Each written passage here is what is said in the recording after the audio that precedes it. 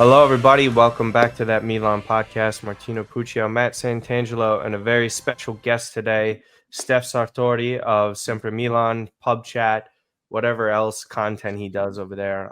Great to have you on, Steph. Obviously, known each other, been in the content game for, dude, it's flown by. I honestly went back to go look at like some of the stuff. It's been years now. So finally great to have you on here and discuss all things Milan after pretty big match day once again, two consecutive weeks of that. So we'll get into all that stuff heading into the international break and all that other news. But first and foremost, how are you and Matt? Matt, you go first. I'll go last. Oh yeah, no, I'm good. I think the kind of timing of these international breaks is feeling weird because it's like I feel like we're getting good momentum in the club campaign, and then it's like, oh, okay, now there's another 2 weeks off, and I feel like we just had one. That's like the only kind of issue I have with things right now. But overall, you look at the table, Milan have been playing really well, so all's pretty well in my world. Good, yeah. And as a fan, I'm happy to we support this club regardless, but I'm really happy to see be prepared for games which you kind of feel like you're going to win more than often, which is it's a strange feeling, and it's something we should get used to as Milan fans. But it's good considering our recent history and obviously catastrophe last year. It's completely changed the narrative going into this season.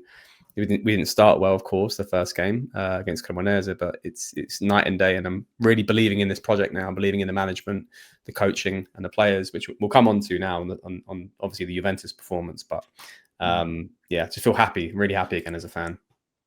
Yeah. So you're kind of talking about that. I mean, just the draw in itself. Milan it's honestly a genuinely crazy schedule in Serie A. Obviously, everybody plays the same teams twice, but if you look at Milan's schedule to start the year in comparison to a club like Roma, and it's not even to take away from what they've done, they really haven't played anyone very difficult so far. As far as Milan goes, you get 3 European teams consecutively. When you have Bologna, you have Juventus, and then Napoli, the defending champions. Then you roll into the break, and then you play like those other clubs. We kind of talked about a Cremonese difficult loss to start the year, kind of unacceptable, even though they've played pretty well so far. And then you look at Lecce, is obviously not much of an opponent, but away to Udinese. Just those sort of games, even the ones against the lesser opponents, those draws are difficult playing away to those fixtures. They've come out on the other side playing incredibly well, guys. Still 0 open play goals conceded since that Cremonese match at that first game of the season. It's just been stupendous. Like even again against Napoli, when you're talking about playing down a man for over half an hour, they still haven't conceded. And in this one, away in Torino, we talked about it, Matt, on the last podcast that, regardless of Juve's form, I don't think they're playing well. I don't think they're that good of a side. It's still an away fixture that is very difficult. And to me, I thought Milan did very well in this. We're going to talk about, obviously, all those missed opportunities. I know Lorenzo highlighted those on Pub Chat as well. And it's really the only main talking point for Milan after this one. Overall performance and your thought, because everyone started saying the same thing, Steph, and Ali, I know, agrees as well, is that on paper, the result is not bad, but when you watch the match and how it transpired, it felt like Milan left some points on the table. So what was your main takeaway just from this result? And then we'll get into the other details. I think I remain as one of the fans that was happy with the result. If you go into the game, Juventus were drawing obviously a lot of fixtures and drew this game. So I think, in my opinion, they needed to win because especially being at home. Us beating Napoli in the convincing way gave us that belief that we can obviously crack on a little bit in the league. And for me, the crucial bit was not losing away at Juve, because a draw, regardless of their form or the players missing with injury, is a really good point. And then you play the game, and I know people are going to say, okay, we should have won it because of the chances created. Sure. We also need to remember there was some, a fantastic save from Mike before the Pulisic penalty, which we'll come on to. But I think coming out of the game, I'm just more convinced in this side and how we play, and the fact that we've shut down a side like Juve, who have put 4 goals past Inter Milan, who have put a goal past Atalanta, I think 2 against Villarreal, 3 against Dortmund. Correct. So they can score. and we completely nullified their attack. And there are some key attacking players, and obviously Vlahovic, Jonathan David, Conceição, Yildiz, nullified them completely. So I've come out with more belief, and it really just came down to a few players like Rafa, who aren't fully fit, who would have scored that goal and we would have won that game. And, you know, I'm more believing in the overall project. I'm not too worried. And we'll come on to a lot of kind of, I think, good, positive feelings that we have with Allegri and this squad, that I don't think they're going to come away feeling absolutely pressured by not getting 3 points. And I think we shouldn't be worried about it too much either, personally. Yeah, Matt, the chances were there. And that's kind of the funny thing, that I think a lot of people just look at the score line and say, oh, well, you know, like Milan didn't play that well. I saw like certain comments of like, this was like kind of like anti-football. Like, no, realistically, Milan could have had 3 to 4 goals in this one. I thought the opportunities were great. Not even to mention we started a 19-year-old away to Juventus and Bartesaghi. Difficult. And Salamakers, to Steph's point, you know, he's focused on one of the most dangerous players in this league, and he did his job of shutting him down. So not getting that offensive production from Salamakers, to me, that was expected. Because when your attention, your energy is drawn to a player like that, and rightfully so, you can't expect that sort of production that we've been seeing in those first few games. So just to Steph's point, Matt, like they completely nullified Juve. It was really just Jonathan David slipped and got these opportunity against Maignan. I can't really remember any other opportunities like that were like, oh, I feel a little worrisome about that chance there. Yeah, I think, you know, the recent performances, specifically this one, I think it added a lot of validity to what maybe people were feeling around this club, you know, early on in the season, right? Like, okay, can they defend? Can they do it against, you know, stronger opponents? Can they do it for sustained periods of time, right? Because even last year we saw Pavlovic, Tomori, Gabbia. They had like little pops of good performances, but they very rarely were able to put it together as a unit.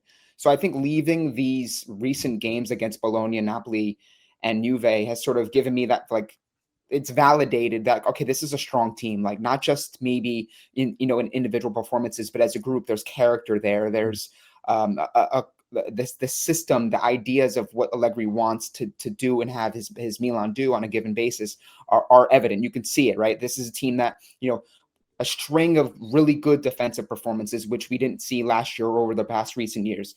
You're having guys like Salamakers, who isn't a true wing back, but obviously we know he has the capabilities to do so, completely mitigating the threat of Yildiz doing anything on that side. And he's made light work of some really good players this year. You know, Steph mentioned it, right? Some of the good teams, the Champions League, he's been a threat against Inter. The fact that we're able to go into their yard, completely mitigate them being a threat and having a chance to get 3 points, I think that's kind of how I leave this match. I think to Steph's point, you know, you obviously look at the way the game played out, and yeah, you feel like, okay, we probably left 2 out there because Rafa had a couple chances, Pulisic missed penalty, and he's been nails. He's done everything we could have asked for to start the season, with no Santi performing and Rafa just coming back. But that's how I feel. You know, I think that, you know, we can, you know, look at it in a very pessimistic way and say we should have done this, we should have done that. But I look at the table, I look at how we're playing, and I think that this is sustainable. And I think it gives a lot of hope, you know, going throughout the season, that this isn't really a fluke. And I think leaving these most recent difficult tests gave me a lot of answers. And it hasn't really, what we knew of Milan and their struggles, right, was the issues up front converting. And I don't think we learned anything new in these recent games. Like Santi still is struggling, you know, where Rafa still has his issues finishing wise, although again, he is making his way back. So I think we do need to iron that out. But I think we have a lot of proof, and there's a lot of evidence here that this is a Milan team that is here to stay in the Scudetto race. Yeah, definitely. And again, these are against like opponents with good offenses, as Steph had highlighted, like how well Juve was producing, and the narrative that was kind of around the Napoli match is like, oh, Napoli didn't have players. Yeah, they didn't have their best defenders. They had every attacking forward player, midfield player that they could have asked for to have. It's not like that they were like nullified. And again, that was 30 plus minutes being down a man, and they weren't really threatened much. I think it was just who was it? Neres had a shot that was pretty good at curling effort. Maignan was phenomenal, sensational in those. So again, those question marks of like, well, you know, like they didn't really face those top opponents. No, they were like phenomenally stopping these teams. And these aren't even the most talented of center backs. I think Tomori is getting much closer back to that level of when they won the title and even getting to the semifinal. But Pavlovic and Gabia just being very, stable at that back line. I think Pavlovic specifically, I think he's slowly understanding where he could take his spots in terms of moving up the pitch and attacking that way, because we know he has a propensity of being sort of I'm very harsh with it, a headless chicken. Like when you're seeing him do the things that he did against Cremonese, you're like, where's your positioning? What are you doing? Where are you marking somebody? That's what got me very frustrated with him. But we all know, like, when he's not making those mistakes and he's able to push forward, he is one of the more dynamic center backs in the league, I think, and his potential can only grow from there. And there isn't a better manager for him to learn under. So, any other final points on this sort of like performance before we get into some of these negatives here? Because they were pretty frustrating to see happen. I think on the side of Bartasaghi, because I think that's a very interesting role he's playing. I think that there was obviously a lot of conversation in the summer regarding, us not maybe getting legitimate, more experienced and like established players in those areas, and people are raising that as a question, and I still think it can be. But the fact that Stupinian goes down with a red card and you're able to have the trust almost by force because you have nobody else to put a guy like Bartasaghi away as a wing back to do a job. Now, I think Kush made some really good points on his video. The first half really wasn't that strong. He did, come on and play much better in the second half. But I think that's kind of what I want to see from a lot of players like Bartasaghi, who I think that, when you look at his build, you look at certain qualities that he does have, I think that, he is a player that can be very useful for Allegri, if we have to utilize him as a center back, a left-footed center back, or someone in the wing back role. That's what I want to see, right? So the fact that we're able to feel the confidence in some of these younger players, saying, "Hey, like, be brave, go away to Juventus, put in a good performance," that's not going to be a detriment to the overall result. I think it speaks volumes that, again, to the fact that top to bottom, this isn't just like 2 to 3 players sort of buying in, certain players. Everyone's bought in, I think, to Allegri in the way he wants to play. And I think, again, when you can rely on other players, those fringe players, and Steph, I always tell this to Martino every time we talk about, the overall strength of a squad. Most teams that are, competing for what we want to compete for have, a good 13, 14 players. But when you can go down that pecking order and you can say, my second to last guy go in and do a job, and he does a job, I think that's the mark of a stronger team. So I think that was one of my big takeaways, was how Bartasaghi was able to do a decent job when we didn't have Estupinian, and obviously make sure we get a clean sheet. Yeah, I think it's interesting because obviously we've come away from a legendary fullback when it comes to his Milan career, Teo, and obviously the drop down is there. I was talking to Lorenzo about this. The Estupinian narrative is that he's obviously not good enough compared to Teo. It doesn't make him an awful player. Now, the Bartasaghi situation is interesting because I think you got a younger player, from the Futuro Primavera, someone that we all want to see succeed, and offers different characteristics compared to Estupinian. Obviously, he's not going to do as much probably from an attacking perspective, despite having an assist, I think, in the Coppa Italia. So he's got good delivery, but he's not going to drive as much. But there's an interesting role where does Allegri use him perhaps in more defensive games when we're looking for an extra body in the defense, because he can play centre-back and he's better aerially than Estupinian, or better one-on-one. He's half a foot taller too. Exactly, yeah. He's a big player. We saw him do a very good job against Neres compared to what Estupinian was doing against Politano in that Napoli game, like in sort of one-on-one defending. And I think with that 6-man spine that you have there, you think the centre-back three, obviously Mike behind them, and the three in midfield with Rabiot, Fofana, Modric, it's so secure, it's so stable as a 6 that it's so hard to break through and break down. I can't see any team barely trying to scoring through us. It's just impossible near enough, because there's so much bodies there, and it's so concrete with experience, with work rate, with energy, with height, with aggression, which is why we've conceded like barely anything from open play. We've got 6 clean sheets out of 8 games. It's fantastic against some big scoring sides, but the wing back role is almost as if it's there's not too much pressure, and it's kind of the cherry on top. And that's why Salamakers can succeed in what he's doing. There's not so much pressure of him as a right winger to score and assist. But as a wing back, the narrative's different, because it's, oh no, you can defend a bit, you can attack a bit. and everything he gets from a goal scoring perspective is a bonus. And they're very similar to the left wing back side as well, with Baltazar and Estupiñán. I think it's less of a bit of a pressure as we used to see with Teo and the goals that he would put up and the assists he would put up. But look, I think overall I'm just really happy with the way that we're just doing much of the same from how we can game manage it, control the game. I thought even after the first half of being at 0-0, it was perfect into our hands to Allegri's like, at 0-0, they're going to press because they're the home side and we're going to get those chances. As you saw more open up in that second half, the chances for Leao, the chances for obviously, Santi when he gets pulled down by Lloyd Kelly for the penalty. And that's the bit that I'm kind of like, it's mouth watering because we have the roster that suits this formation, and ultimately it's these games are going to play into our hands. That we've approached 3 massive games from a fixture perspective and come out of 2 wins and a draw and 1 goal conceded despite having 10 men in that one game. And it feels like we're just a completely different side than how we can defend against them. And I'm so confident moving forward that should be consistent now. And the proof will be in the pudding, obviously, post international break. But it doesn't feel like a one-off. It just feels so sustained. It feels sustainable. Yeah. And there have been a lot of absences as well. It's like absences and then poor performances, right? We know Nkunku's working back to just getting match fitness. Leao is obviously out for a month. That's difficult to come back from that calf strain. Santi Gimenez has missed the most big chances in Serie A. Like they haven't gotten a goal from their striker in the league. Yeah. Like to put that into perspective, Yashadi as well, one of the top paid players that they signed this summer. Obviously, he has that fractured fibula, so he's not back anytime soon. And then Ricci. They didn't even use Ricci in a match like this.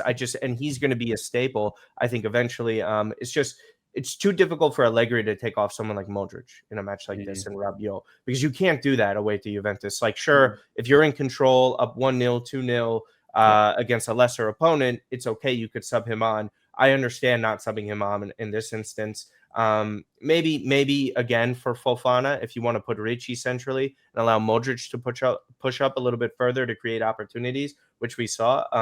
But overall, I agree with you guys. Absolutely nails. This, however, was very frustrating.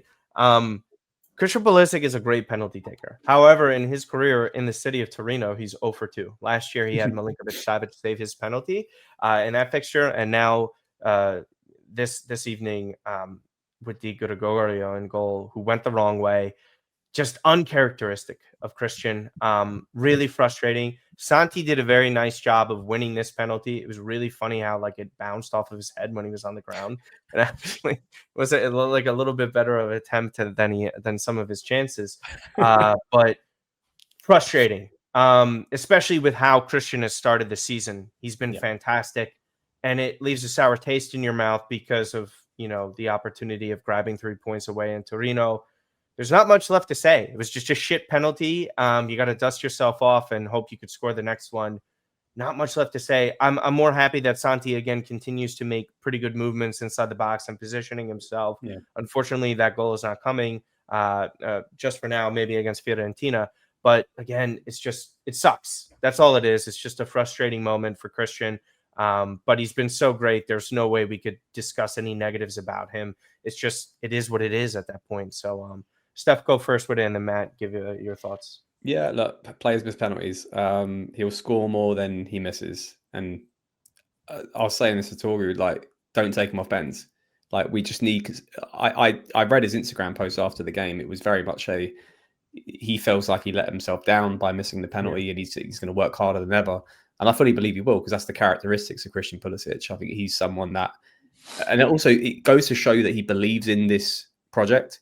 The fact that if he's kicking himself for that, we didn't see that last year. You didn't see out of, I think, how many players missed penalties last year? Santi missed penalties, Tammy, Teo. We were 5 of our last 12 or something like that, or we missed 5 of our last 12 penalties. It's crazy. But no one, so there's a different pressure that they're putting on themselves, which is so good to see. I don't expect someone to apologize for missing a penalty, but that goes to show you to Matt's point, the narrative's changed. Last year would have been, that's a great point to get. and now people are disappointed with it. But that's kind of, it's encouraging because we've gone so much different from our expectations because of the performances. But back to Pulisic, like, you can't beat him up over this one. Obviously, it's really poor that he missed it. The only thing I would probably ask upon him is to perhaps change his technique, think about changing his technique about penalty taking. He goes into it at a diagonal angle all the time, which is fine. But like some of the best penalty takers, and you see it from players like Mo Salah, have a central position and they work around before they wrap the penalty around, just to kind of get a good eye contact with the keeper before they take it and understand where he's going. And obviously, Di Gregorio guessed wrong anyway. But I don't know. Perhaps there's a little bit of pressure in the moment. He overcompensated too much with the curve. He'll score the next one, in my opinion. Keep him on the penalties. No point shaking it up. There's no point putting Modric on penalties, in my opinion. And Modric will probably even say, "You keep taking them, mate, because you're the one. Yeah, you're our best shot on this." So, no harsh words on him, man. I can't critique him. Yeah.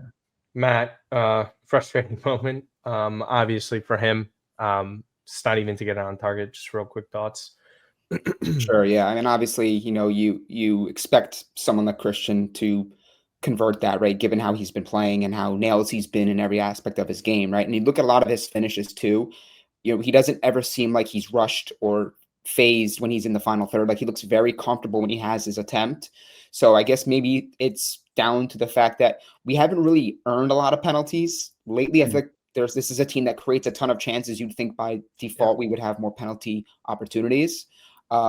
But he'll get the next one. I mean, I think that, like the fact that we have an established hierarchy when it comes to penalties, and you could see like there's a little bit more like understanding, like, all right, we get a penalty, who's taking it? Last year, players were shoving each other for penalties and then missing them, and then we were dropping points. Like, you don't want that. I like the fact that Pulisic, who you obviously know, he's a man of high character. He, the way he speaks about Milan, the way he kind of understands that he, is asked to do more and knows that he can do more, and takes that accountability and puts it on his shoulders. That's the mark of a key player, a star on a big club, right? Because I think he could have missed it. He didn't owe anybody apology, right? It's a sport that, frankly, can be very humbling and unforgiving when it comes to missed attempts, right? Especially with players at this team, right? Leao missed two. He missed two chances that a player of his caliber should be able to convert. And Pulisic has been sensational the entire season, and he has that one moment where, again, it feels like people are latching onto that as well. That cost us 2 points. So I'm not too pissed about it. I mean, obviously you wanted to win, but this is a player that he's given so much to this team, and the next one I'm sure he'll convert because he's been clinical when he's in the box.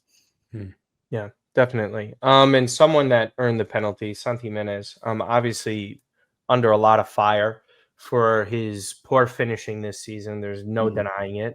Everybody knows it. I thought, and a lot of people did, that this was one of his better performances. Really only had one opportunity to score. Well, one or two opportunities to score in this one, where it was sort of a darting run around the defenders, and I thought he could have finished at far post or attempted that way. It was really difficult, but just to see that sort of confidence and saying, no, I'm taking this. This is my opportunity. I think that's sort of refreshing to see that sort of mentality, and not him like laying off to somebody or deferring. I think you never want that from your striker. Doesn't matter if they're scoring well or not. His header was it was a good attempt, but obviously not on target. Makes it more frustrating. But winning a penalty is all you can ask for, right? Because if Pulisic bags this one, then all of a sudden that narrative around Santi and what he did in general is a different narrative. It's more applause for him. I thought in general, this was a good match by him. I know the goal isn't there. I'm not one to mince words and say like, oh, it's okay that we've gone through 6 match days now and Santi has not scored yet. It's not okay. I know that, but he knows that. And it's beating a dead horse at this point. But when everybody's missing opportunities in this match, it's not just him, and he's putting in a good performance outside of that, I don't really have much negative to say about him. I thought that this is something that he could build off of. Allegri's words post-match sort of back that up as well. Tade had some positive comments, which was nice to see because of what he said prior to the Lecce match a few weeks back. So all in all, solid Santi performance. Probably should have been rewarded with, the penalty being scored. But, it was fine, honestly. Like, again, we talk about it. Difficult away, Torino. I think it's coming for him, but he has to get it sooner or later But this performance, Steph, I thought was very fine from Santi. Yeah, it was completely agree. It was one of his better performances recently. I thought the header was great execution to it. It's just Those are really tough. It's tough. It's but even the cross in Pavlovic, I was so impressed by that.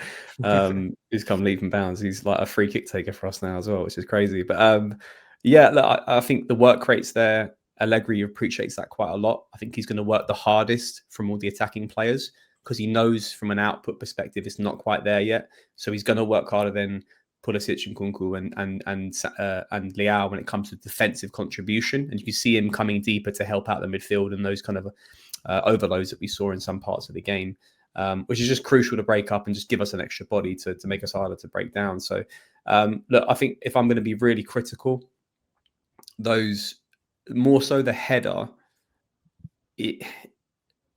that is a sort of moment that if that lands to Vlahovic, that's probably a goal. But I want to be patient with the kid, very patient with the kid, but I think that he's running out of time to get those goals. And I think Allegri would always see that value of having him from a high work rate player. But Leao's coming back from full fitness now, to full fitness soon enough. And Kunku's obviously going to get his value as well. We spent a lot of money on him. There's only so many 60-minute games he's going to get. And after the international break, that's going to dwindle down into the odd 40, 30, 20. And where do the goals come from there? And does the confidence drop off as well? So, and then that January transfer window gets massive for his future. So I wish the best. I really love him as a player, but he needs to get some goals, man. Simple as. It was a tough game for him to get it. So I'm not going to bash on him too much, but it's more the overall narrative of it. I just really hope he gets a goal soon. Yeah, man, it can compound pretty fast because we saw Piontek get off and firing. 2 goals against Napoli in that Coppa Italia. And then we saw the fall of the next season where he literally fell off, right? Like there were just some performances where you're like, this guy, whatever boom was going on, it's not the same. Santi, I don't get those vibes. Again, it's just there are so many big chances missed. Piontek, he wasn't really getting into the same positions that Santi is. Santi still makes good runs on a consistent basis. I guess it's just a matter of can he be clinical enough, which is obviously the big question mark. And then to Steph's point, you play once a week. One of the most expensive transfers in your club's history is getting up to match fitness. One of your best players in recent time is getting back to match fitness. So where are those minutes? How does he kind of build off of that? So your thoughts on his performance and the future ahead here with the looming matches? Yeah, I mean, I think obviously if you're trying to be optimistic and not be too critical and harsh, right? Because this is a player that's obviously down on confidence, so you don't want to kick him when he's down, right? And I think that if under normal circumstances, had this been a player that maybe scored a couple goals so far, and you can say like, okay, like he's at least kind of tasted the score sheet, right? He's kind of seen the ball go in the back of it. I know the Coppa Italia game, right, was kind of like he had a couple chances in that game and he got one, but I think he understands it, and I think this is a player that he understands the pressure that it takes to play at Milan. He's denied moves. He's the post, the way he kind of goes about business, and the way he says certain things. Like you could tell, like this is a player that genuinely wants to succeed here. And I'm always like one of those people that has a soft spot for players like that, because I think in a time of the sport where when players are scoring, they're all ready to jump ship and look at the next big paycheck and the big move, Champions League, all these sorts of things. Like I really admire a player saying, like, I'm at the club of my dreams. Like I want to succeed here so badly. And that's why I think I have such a soft spot, because I've seen countless strikers go through this club, not get service, not have support, not be the scapegoat. Well, we don't have a striker who can score goals, and they go somewhere else and they're pretty productive, right? So I'm really just hoping the guy turns it around. I think he absolutely has to. To Steph's point, time is running out because he was getting the abundance of minutes with Rafa being out and Nkunku still kind of getting into match fitness. So it's going to be interesting to see how Allegri manages that. Does he still feel that he likes Rafa coming off the bench because Pulisic is being obviously embedded in one of the two roles? I think the Fiorentina game would be amazing, right? Because Fiorentina are actually struggling mightily. They're giving a ton of goals away. That would be the perfect runway, perfect landing spot out of the break to get like one or two. And like, okay, like Santi's, he got that off his back. He's scoring the goals. Rafa's coming back and Cuckoo's here. Like, we have guys now. It doesn't feel like he's wearing such a heavy burden to deliver. But, you know, you also see the business side and the reality of it being such a fickle position, you know, and I think you know, while we're kind of juggling all these sort of rumors with Robert Lewandowski and you look at the numbers he's produced, it kind of makes you like really appreciate the fact that, okay, this guy's 38 and he's still scoring goals. Like, it's not an easy thing to do in this sport, you know, contrary to popular belief where people think it's just tap-ins and penalties and all these sorts of things. So, yeah, time is running out. He needs to produce, but the fact that Milan are able to still get the results they've had, still score a fair amount of goals and create, despite basically not having a producing striker, I don't think it's sustainable. If they want to talk about title, but he needs to get into gear. He needs to pick it up. He needs to go, and I'm hoping the Fiorentina game is the launching off point for him. I mean, hey, it's also like following a trend of the past 2 titles that we've won, that we don't have this prolific goal scorer who's getting. I think 3 different players had 14 goals in 2010, 2011. I think like Pato, Robinho, and Zlatan all had that amount, and then Giroud, I know, was the top scorer for us in 3 years ago, and he didn't even get to like 18 league goals. Yeah. So this isn't surprising, but typical Milan with that. And speaking of surprising, Rafa and his chances missed in this one. There are, you know, for me, I will defend this player quite often. And I think that coming back from a calf strain and that injury is never easy. And being thrust into the matches that he got thrusted into, really surprising appearance against Napoli, down a man, considering what they need from their players, and his history of work rate or lack thereof was kind of perplexing. But, you know, he was so dangerous on the counter, regardless if Gutierrez got that ball on that 12v1 counter. For me, this one is, it sucks. It's annoying. I think that the first chance where Loftus-Cheek deflected that one to him, that is a really difficult angle on a weak foot. And I know a lot of people are frustrated that it wasn't on target. If you kind of saw the angle he took it from, you're like, that is really tough on a one-time when Di Gregorio is diving towards the near post there. The second one, man, it was just, he was there and he scuffed it. And for me, sometimes I do say, if you're on the pitch and you're wearing these colors and you're fit enough, you have to perform. It doesn't really matter like what injury you're coming back from. If you're not ready, then don't play. However, he was on there. He scuffed the shot. I know people were showing another time where he had the same exact opportunity and he struck it very well. For me, I'll give him a pass on that first one, but the second one is going to bother me for a little bit. But that's just me as a supporter, just seeing that. And that image is going to be in my head on top of the Pulisic penalty. But your kind of thoughts on this, guys? Because I don't really like how people were like, oh, we were so much worse when Rafa came on and this and that. And like, he was non-existent. First of all, Nkunku played worse. He was truly non-existent. You didn't see or hear anything about him when he came on. And secondly, like, they had their 2 best opportunities when he came on. So it's not like we could sit there and say he was the problem. He was also the one in position to get those chances. So to me, it's a pretty silly narrative. Steph, you could go first with this. Your thoughts on him missing these chances? Like, are you one to kind of say, oh, he's still coming back from injury, can't be too harsh on him? Or what is your kind of thought process on that? Yeah, I'm not going to be too harsh on him. He's one of the best performing players of the last couple of years. He has struggled for finishing, but to your point, he's just come back with the injury. I guess the only bit is that falls to a left-footed player like Santi, who's just come off for him. Does he score that first chance? We'll never know, at the end of the day. But I felt like the first chance was an easier chance than the second. I'll kind of like disagree with you, but okay. I do get it, weaker foot. I get it, kind of the rushing players and the momentum of them all coming backwards. But it's so close to goal. You're like, I was in disbelief when it didn't go in. But you get it. And the second chance, I got quite excited from it. I don't know what it was. It was the Modric through ball. And I was just thinking, I can get used to this now, because that's what we're going to be. That's the bit, once again, I'm getting excited about moving forward, that he can play off the last man. And very similar to the Santi run for the Lloyd Kelly foul, It's how we're using the other forward or the other centre back to break the offside trap You could have like and 6 get into those assists. dangerous positions. Say again? I said Modric could have like 6 assists this season. Like there's crazy. like been so many of them set pieces. Like we're talking about 2 here. He gets one under penalty. There's a clear chance on goal, and this guy's playing as a regista. Sorry to like just praise Modric again, but like to your point, like that was incredible. So yeah. So like your thoughts on the scuffed side of it, like because he didn't take it well.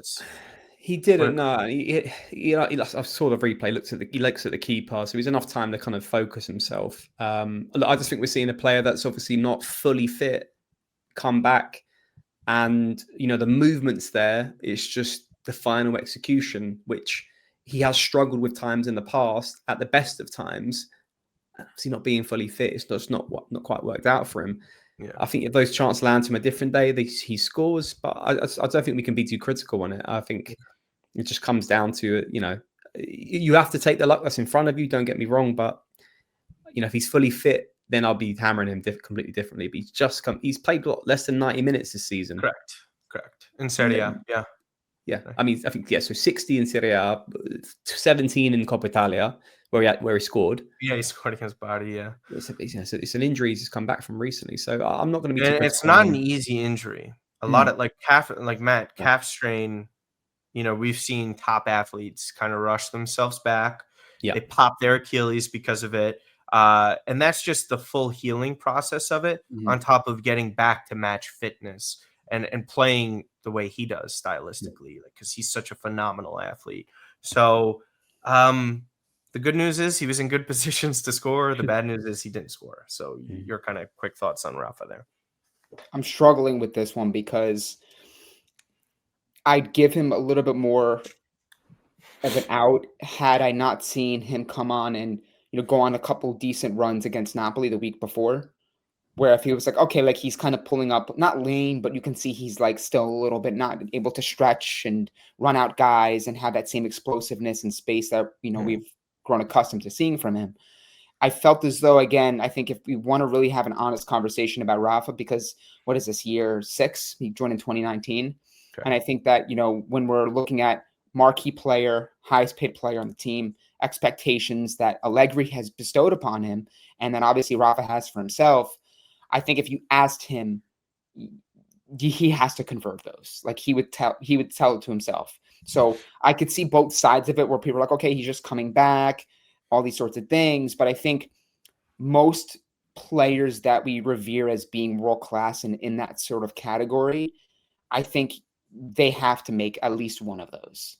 I think it's pretty fair because those chances in this sport, in this league that can be very tactically difficult to overcome, that's as good as a goal, as good as a chance as you're going to get. Even if it's like a half chance in the box and then maybe there's players crashing down and maybe the weak foot comes in, like that's kind of how I feel about Rafa. And I think it's frustrating, but I also think at the same time, we're having these conversations at this point of his tenure at Milan. And I think we're all kind of waiting for like, okay, maybe he's going to change as a great finisher this year. And me and Martino have been saying it, Steph. I'm sure you've been banging on the drum with it as well, and many others. Like, this is what he is. Like, he's not a potent killer in the box. He hasn't ever been. Maybe moments where it looks like he is turning a corner in a new leaf, but he's not that sort of give him a half decent chance he's a killer. He's not a Giroud where like Giroud can come out of nowhere, glancing header, like, bro, Giroud's making this, or Zlatan's making this, or, players like that. So I think that people need to kind of, embrace the fact that Rafa's probably never going to be a prolific clinical finisher. He does need to raise his game, absolutely. But I think, again, it puts more spotlight on a guy like Santi, because if Rafa is not a bona fide finisher, Pulisic is more of like that creative player that gets his goals and he's a good finisher.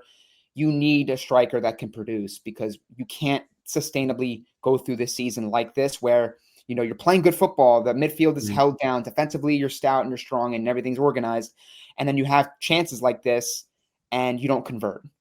That's not the mark of a title, in my opinion. That's not going to get Milan to where they want to be as far as being, champion. We saw what happened, with Inter over the years, Napoli over the years, even in Milan's Scudetto winning season. Like, Yeah. Where maybe they lacked as far as like a 20 goal scorer, when a half decent chance came into Giroud, he was scoring that.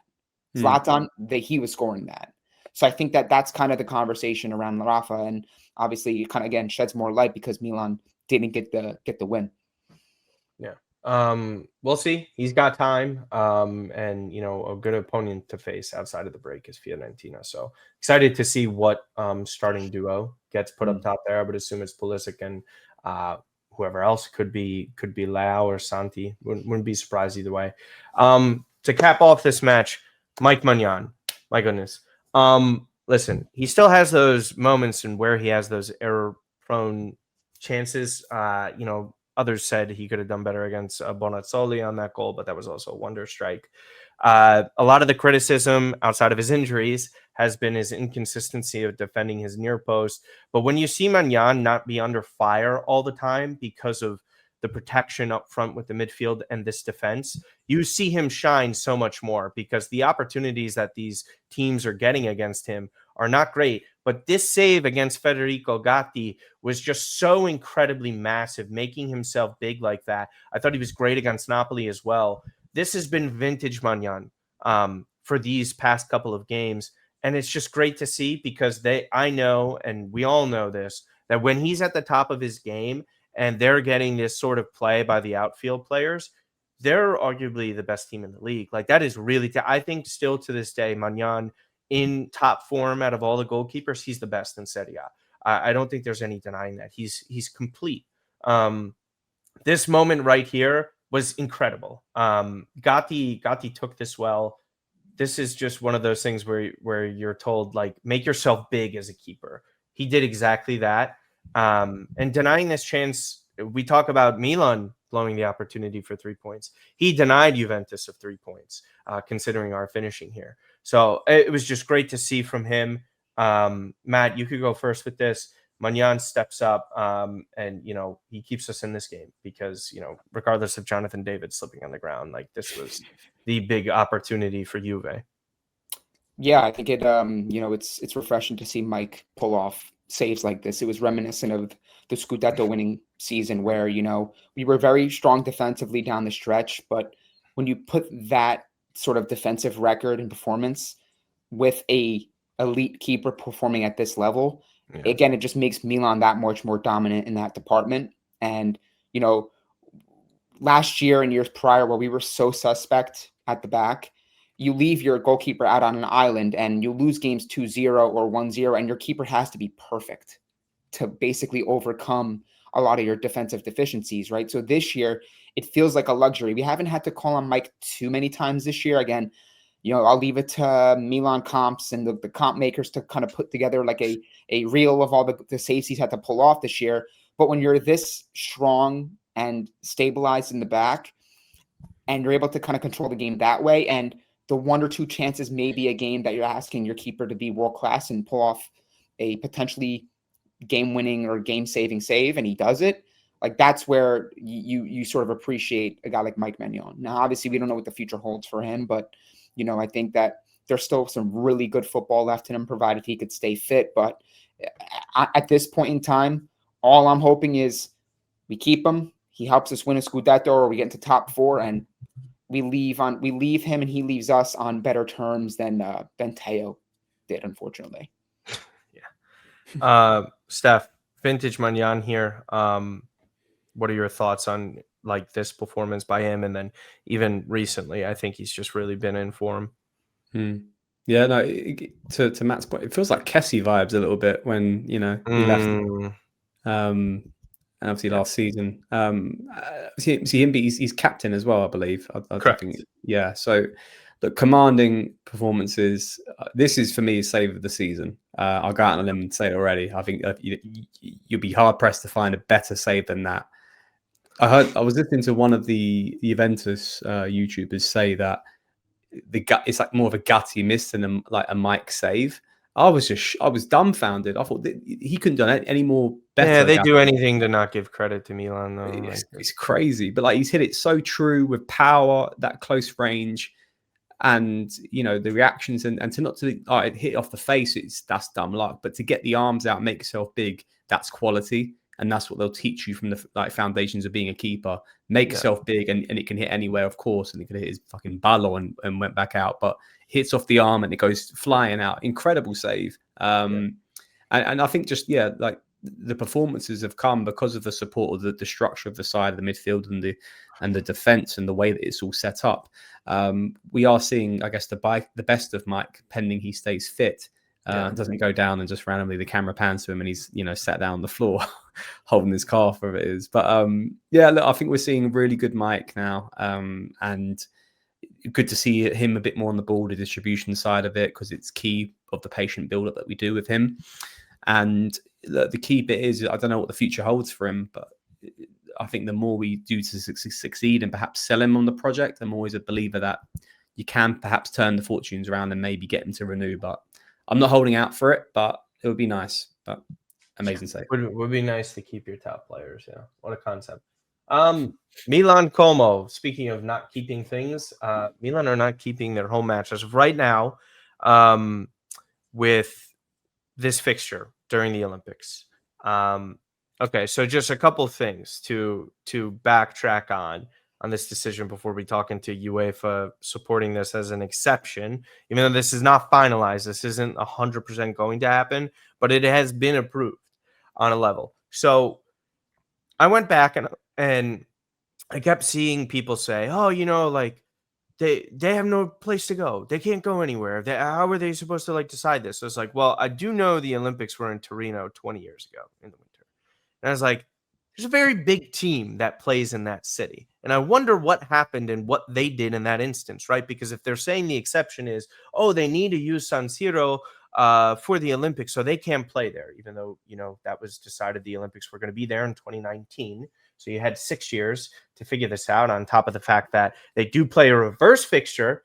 And Como is very close geographically, by the way, for some people who do not know that. And they're playing in December, I believe. So God forbid they reverse that. They could have easily have done that. They've done that plenty of times, but that's besides the point, right? Juventus were playing away to Inter and then Messina in 2006 in February. Then on the final day of the Olympics, they played at home. This isn't a conflict of interest. You could figure this out. There's 2 teams, by the way, that do this. You could play that away match to Como. Also, just, fans traveling to there. It's not that difficult. We saw a sellout crowd when they won the Scudetto against Sassuolo, which isn't that far of a trip.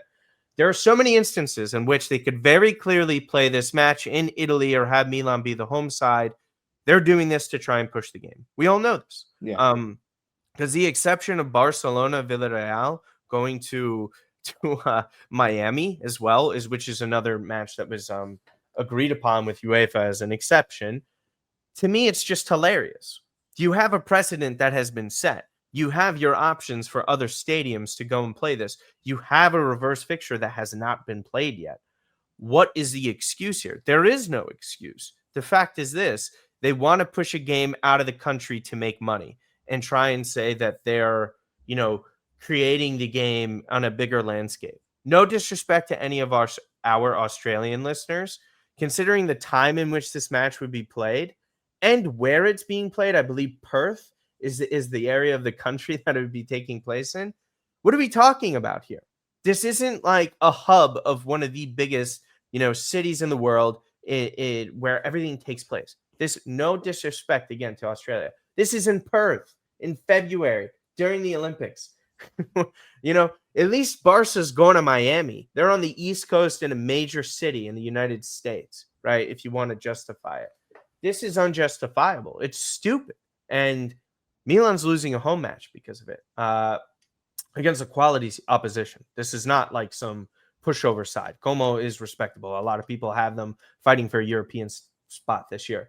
So, Steph, your sentiments out there in Europe and what people are saying and thinking, what is that like? Because I know a lot of people are vehemently against this. We've seen games played from American sports teams abroad, right? We've seen NBA regular season games. Yep. We've seen NFL regular season games. Major League Baseball games have been played in London and Japan.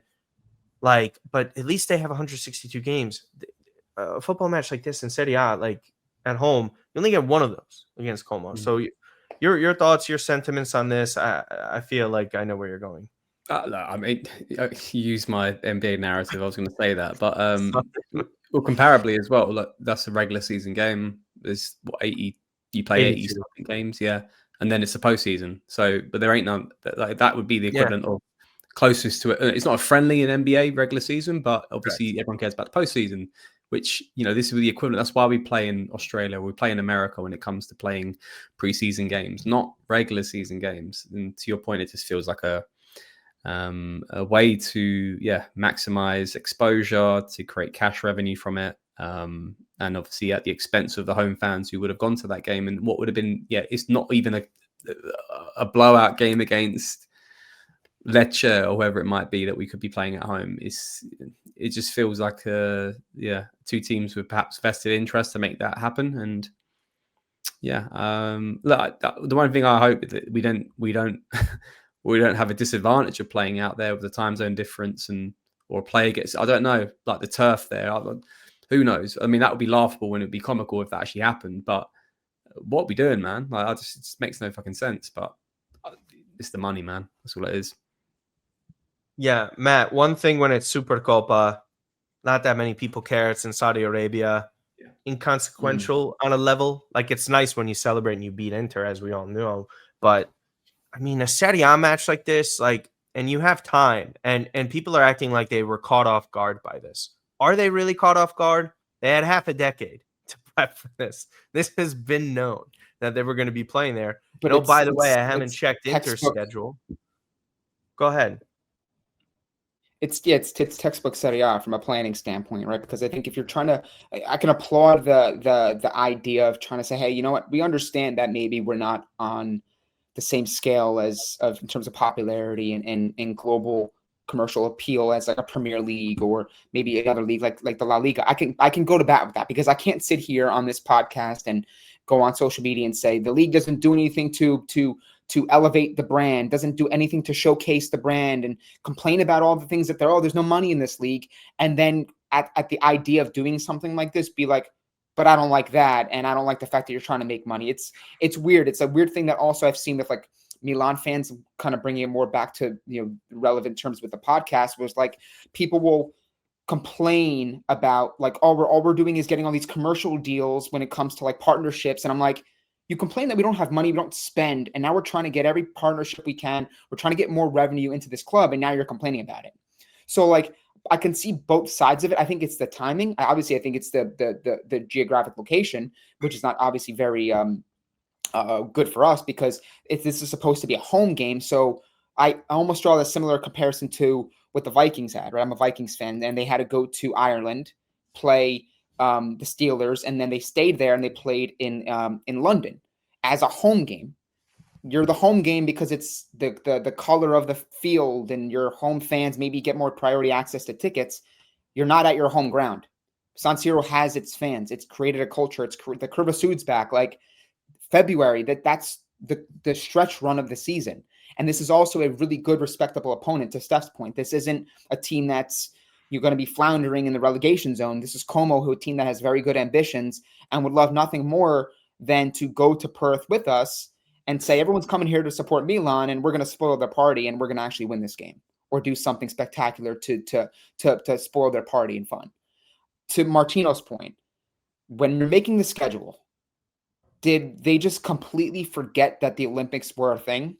Because when you're making the schedule, couldn't you have said, I know, we're not going to put Milan in that position for February. We'll just reverse the games.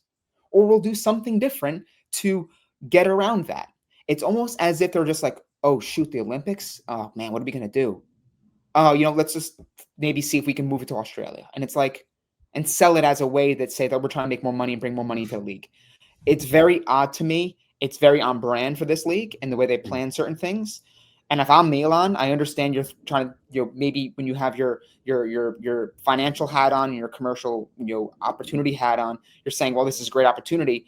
But I think for the season wise, I can guarantee you Allegri, I guarantee a lot of these players are going to be like vocal about this. And then the timing of it, because what does Allegri always say, right? March. He always pinpoints and circles March as like such a crucial point that if you're in the title race at that point, that last stretch of the season is considered a second part of the season on its own. That's what frustrates me about all this. And I think when this first came out weeks and weeks ago, I asked myself, okay, they knew the Olympics were now. What were they thinking? Yeah. On top of that, they're going across the whole part of the world to do this time zone. It's not like you're catering to a time zone or market where it's like, oh yeah, now there's more eyes on it. Remember the derby remember 2017, right? With Zapata, where they had the very early derby and they wanted to kind of cater to the Asian market. This isn't even that. Like you're kind of doing it all wrong. So of course I'm frustrated. I guess may not have a choice, but at the end of the day, do you know what fixture is also being played at that time at that stadium during the Olympics? No. Derby d'Italia. Like they're literally playing Juve Inter at San Siro. Well, so I don't know. Then maybe you guys can shed some light on this as far as like the particulars, like if they're going to move the day slightly or the time slightly, because I'm looking at the surrounding games in the fixtures list for that game. So they play Bologna on February 1st, and that game is actually away. Then the following week after Como, they're supposed to play Pisa. Yeah. That game is also away. Yeah. Right? So like you're getting basically essentially 3 straight away games during such a crucial period against teams that, again, could be fighting for relegation. Like you start to look at everything and like, yeah, I'm on edge about this and how this could potentially play out for Milan. All they have to do is reverse the fixture.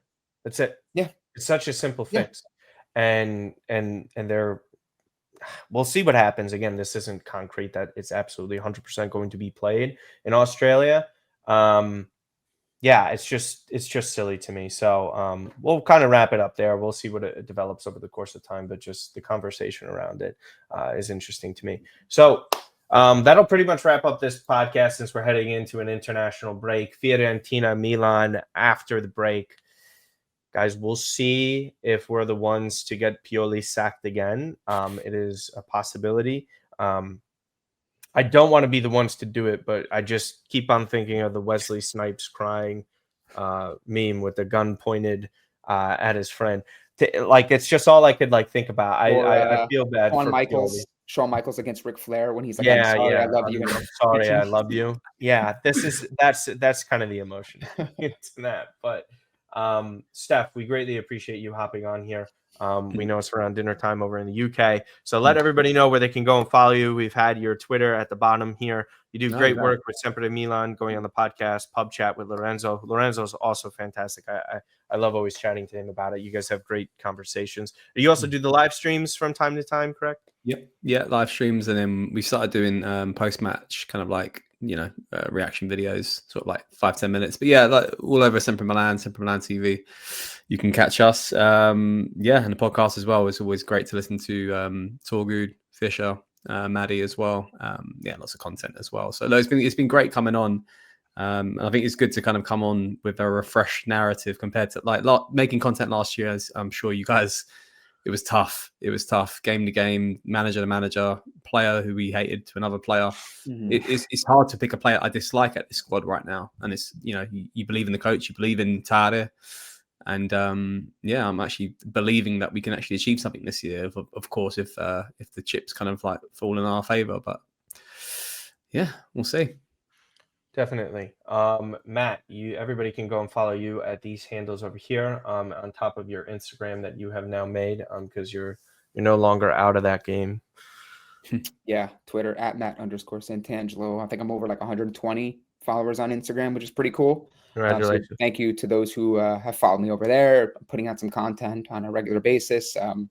Again, big thanks to obviously Steph for coming on, Sempre Milan for pushing Milan, promoting Milan and keeping everybody informed. You guys are at the very heart and at the top of the news and keeping everybody informed on what's going on. So big ups to you guys. And thanks for coming on, man. Yep. And again, you could just follow me at Martino Puccio everywhere. That Milan podcast on Twitter and TikTok. We're growing close to 2,000 followers. So please keep giving us the support over there. It's been a lot of fun giving you guys the content. Live streams, there should be more of them after the matches.